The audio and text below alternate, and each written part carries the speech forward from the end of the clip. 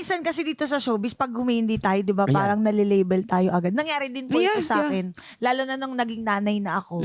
Siyempre, oo. Yeah. So, sabi ko kay Lord, at feeling ko, yun din ang sinasabi, ini-instill niya sa akin na kailangan balansehin mo na. Yes. Okay, mag-work ka hanggang gusto mo, Monday to Thursday. Minsan nga ayoko na din Pero meron Friday. kang parang, mami na ako, hindi na ako masyadong, Hindi na ako nagsushort ng sobrang iksi. wow. Kasi yung anak ko meron pa, why you have less clothes?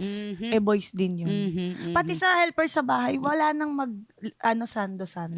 Wag tayo yung mga ganon. So, natuto din ako na baka hindi na ako pang teleserye. Pero kasi kakambal doon yung siyempre yung kita. Yes. Ito na lang, fixed na yung kita ko halos. Regular lang yung mga show ko na once a week. Ganun. So, na-label din ako na, maarte yan. Hindi yan Grabe nag-work yung na maarte. weekend.